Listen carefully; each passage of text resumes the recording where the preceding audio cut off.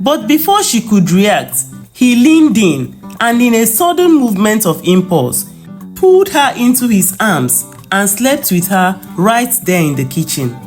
In the heart of Nnewi, a bustling Igbo town known for its industrial spirit, lived a young man named Izunna Okaro. Raised as the only child of Mr. and Mrs. Okaro, Izunna had grown accustomed to a life of privilege, carefully carved out by his doting parents. From a young age, Izunna never knew lack, and his every whim was catered to with devotion and even indulgence.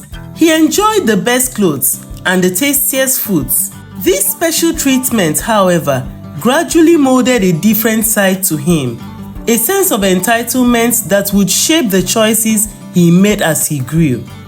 As he matured, his arrogance became an issue, especially when it came to choosing a wife. He wanted someone flawless, as perfect as he saw himself. For Izunna, no one ever measured up. If a lady was too short, he'd immediately lose interest. Too tall, she wouldn't do. Too dark, she didn't fit to his idea of beauty. He'd complain to his mother, scoffing, "Mama, do you think I can stand a woman with such large nose?" One day, through mutual friends, Izunna met Doris. She was unlike the other girls in the village. Doris attended one of the most prestigious universities in Nigeria with a well-refined air that immediately captivated Izunna. Her beauty was both elegant and understated, a combination of soft-spoken poise and undeniable confidence. For once, Izunna was intrigued, smitten even. He made a move, invited her for dinner at a restaurant, and soon enough, they began dating. But as days turned into weeks, Izunna found himself growing increasingly frustrated. Doris did not fit the mold of a doting partner he'd been accustomed to with his mother. She was kind but distant, beautiful but assertive. She had boundaries, something Izunna had never encountered before. When she came over, she'd never touch a broom or enter the kitchen.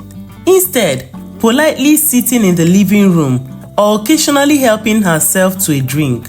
When he hinted that his ideal partner would cook for him or tidy up, Doris smiled politely, replying, "I am not your wife yet, Izunna." In a twist of irony, Doris's independence repelled Izunna, though he was fascinated by her beauty. He missed the attention and nurturing he'd always receive at home. Eventually, the relationship fizzled out. Unable to reconcile her firm independence with his expectations, he ended things, attributing it to her lack of proper home training. Months later, Izunna met Kasima, a stunning girl with wealthy parents, just like himself. Her family owned businesses in Lagos, and Kasima had traveled abroad frequently, acquiring a polish that Izunna admired. She too was raised as an only child, pampered in a way that mirrored his upbringing. To Izunna, she was the ideal woman, refined, beautiful, and belonging to a family of high status. Their courtship was short and luxurious. They frequented town's finest restaurants, and on weekends, they would drive down to Enugu for leisurely lunches, basking in each other's company. But soon, cracks in their relationship began to appear. Like Doris, Kasima had no interest in performing domestic chores. If Izunna asked her to serve him water or pass him a remote, she'd laugh, saying, "Do you think I'm here to pick up after you?" Though Kasima was perfect in appearance and social status, Izunna couldn't handle her disregard for his expectations. Their relationship ended as quickly as it began. Disillusioned and frustrated, Izunna resolved to focus on his work at his father's business, but fate had other plans. One humid afternoon, as he drove out of his compound, he noticed a young woman approaching his gate. She was modestly dressed, her hair tied back with a look that conveyed both timidity and resolve. She introduced herself as Zikora and shyly asked if he needed any help with domestic work, mentioning that she was in search of a housekeeping job. Izunna regarded her carefully, noting her soft-spoken manner and downcast gaze. He definitely needed help around the house, and he thought to hire her. "Come back in the evening," he said casually. "I'll think about it." That evening, Zikora returned, and after a brief discussion, Izunna hired her as a housekeeper. She began work the next day, meticulously cleaning the entire house. By the time Izunna returned, the floor sparkled, his laundry was neatly pressed, and a pot of steaming hot jollof rice sat on the dining table, its aroma filling the house. Izunna was both pleased and slightly taken aback. This was exactly what he wanted to be seeing in his house. Days turned into weeks, and Zikora continued her work diligently, each day arriving early and leaving after her tasks were done. She would clean, cook, and occasionally rearrange the living room's furniture to give it a refreshing look. Izunna had grown accustomed to her presence, often found himself watching her as she worked, noticing the grace in her movements, the quiet beauty in her features, but he kept reminding himself, she's just a maid. Yet, deep down, he was drawn to her simplicity, her humble beauty, and her devotion to her duties. Then, one evening, something changed. Zikora was in the kitchen scrubbing pots, her sleeves rolled up to her elbow. Izunna entered the kitchen under the pretense of checking if she had prepared his evening tea. As he stood behind her, his eyes lingered on her frame, noticing the delicate curve of her shoulders, the gentle rhythm of her breathing as she walked. A stirring rose within him, and he tried to push down, but it was beyond his control. Before he knew it, he had reached out, placing his hand gently on her shoulder. Zikora froze. Her grip on the pot tightened as she felt his presence close behind her. She turned, looking at him with wide eyes, searching his face as if to understand his intentions. But before she could react, he leaned in and, in a sudden movement of impulse, pulled her into his arms and slept with her right there in the kitchen. The encounter left Zikora in tears. She had not expected such advances from her employer, and in her distress, she fled the house, running down the streets to gather her thoughts. Izunna, initially unbothered by what he had done, soon felt a strange guilt gnawing at him. When Zikora returned the following day, her eyes were red-rimmed, her face pale and withdrawn, but she resumed her duties without a word. Several weeks passed, and the air between them remained tense and silent. Izunna busied himself with work, hoping that the memory of that evening would fade away. However, one evening, as he was unwinding at home, Zikora approached him with a trembling voice, her face a mixture of fear and sorrow. I am pregnant," she whispered, her voice barely above a whisper. Izunna's initial reaction was one of disbelief, then anger. He lashed out, questioning her honesty, accusing her of trying to trap him into a responsibility he never intended to bear.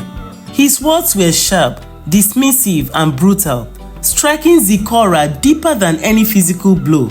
He coldly demanded that she terminate the pregnancy, declaring that he would not father a child born by a mere maid. Unbeknownst to him, his mother, Mrs. Okaro, had overheard the entire conversation, standing silently by the door. As she listened, a look of sadness and disappointment clouded her face. She had always known her son to be proud and entitled, but this display of cruelty shocked her.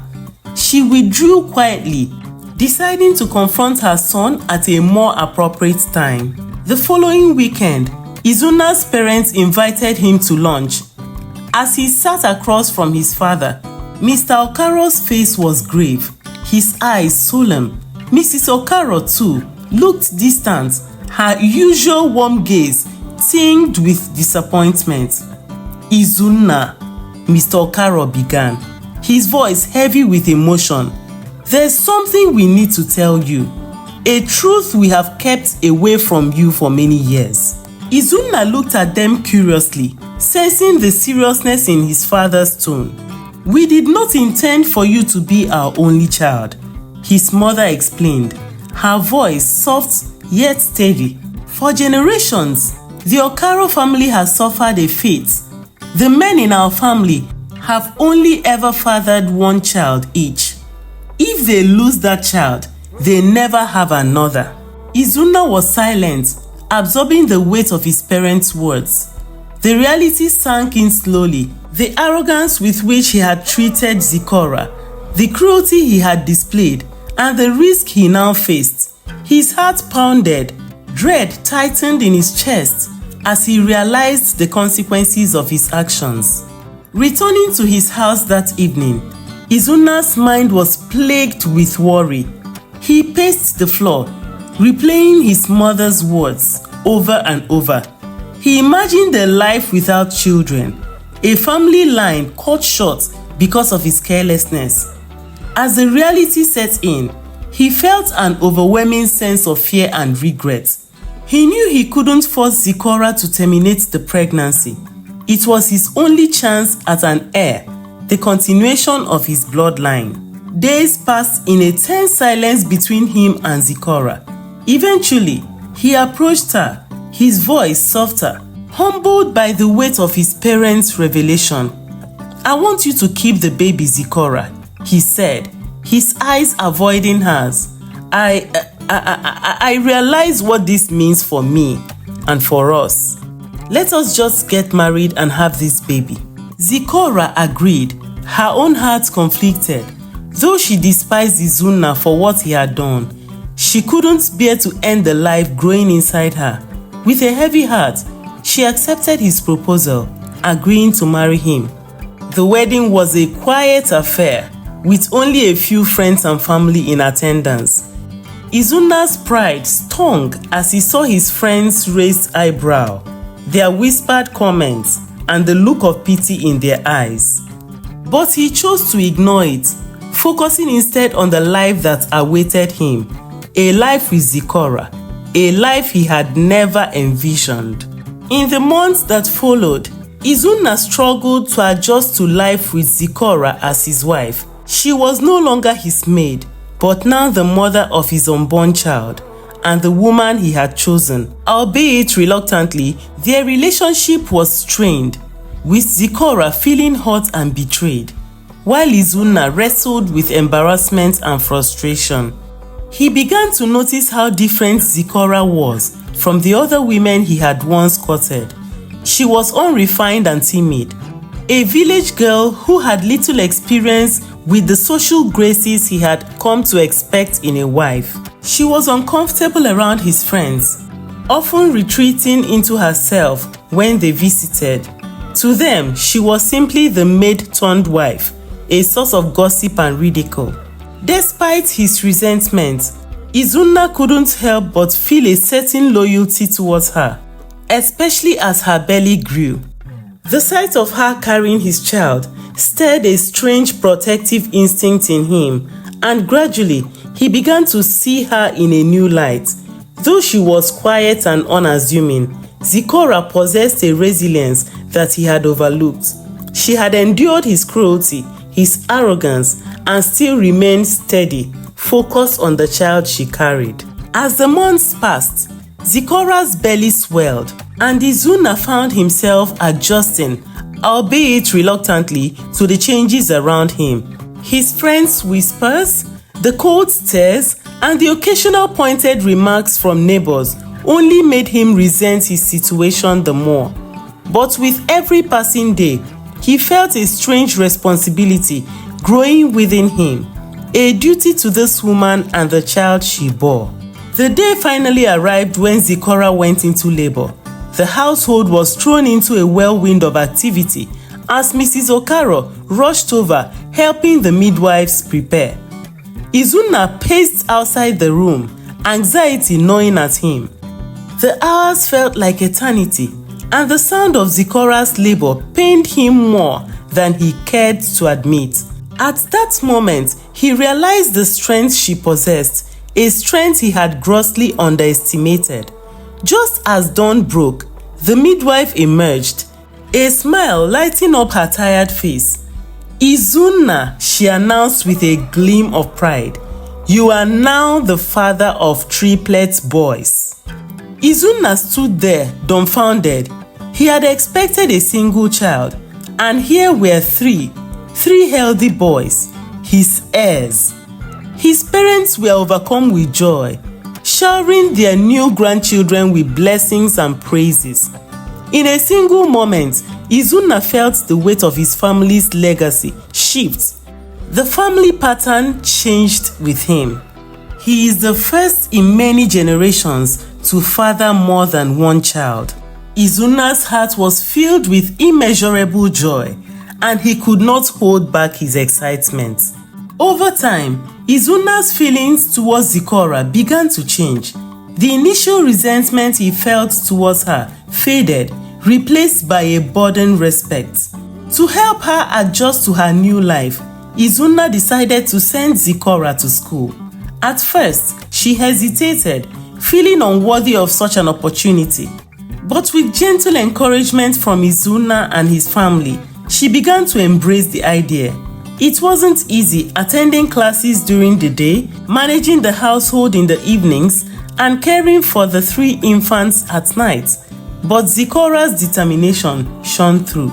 As time passed, Izunna's friends, curious about his unusual marriage, began to visit more frequently. They came to see his maid-turned-wife, often making subtle jabs at her background. They'd comment on her accent, her clothes, and her simple manners, all the while laughing as if she were an object of amusement. But what struck Izunna the most was Zikora's silent resilience. She never retaliated, instead carrying herself with the same dignity he had come to admire. One day, one of Izunna's closest friends, Chima, decided to push his luck. "Izunna," he said loudly, making sure Zikora could hear, "it's hard to believe this woman here could bear you sons. Are you sure they are even yours?" The room fell silent. Zikora, though visibly hurt, maintained her composure, lowering her gaze. Izunna's face hardened as he looked at Chima, realizing that this man, whom he had once respected, had crossed a line. "Chima," Izunna replied coldly, "if you cannot respect my wife, then you have no place in my house." His friends were taken aback, exchanging shocked glances. Izunna, known for his arrogance and pride, was standing up for a woman they had dismissed as nothing more than a maid. That day, Izunna made a choice to protect Zikora, to honor the life they were building together. The years went by, and Zikora blossomed into a well-educated, self-assured woman. She grew more comfortable in her new role, eventually handling much of the family business alongside Izunna. Her humility and grace won over even the harshest critic, and her dedication to her family became a source of pride for the Okaro household. Izunna, once a man driven by arrogance, had learned the value of humility, respect, and true love. He had gained a partner, a mother for his children, and a woman who stood by him even when he did not deserve it. And Zikora, once a timid girl searching for a job, had transformed into the heart of the Okaro household, a woman of strength, grace, and wisdom. Their story became a cherished folktale, reminding people that wealth and status mean little without kindness, and that true love often grows in the most unexpected places. And thus, Izunna's family legacy was not only preserved but renewed, a testament to the power of humility, forgiveness, and the quiet strength of a woman who had once been seen as just a maid. This is the end of the story. I hope you enjoyed it. Thank you very much for watching. We want to say a big thank you to all our subscribers. Thank you so much for supporting what we're doing here. We really appreciate the support. Please, if you have not subscribed to our channel, kindly subscribe and turn on the notification bell so that you can know when our videos come up. And please do well to like this video and comment on the comment section. Tell us where you're watching from. We wish to know what part of the world you're watching from, and so we can connect with you. And please share this video with family and friends. From here at Zizy's African Tales, we love you all so much. Remain blessed and prosper in all you do. Until the next video, bye-bye.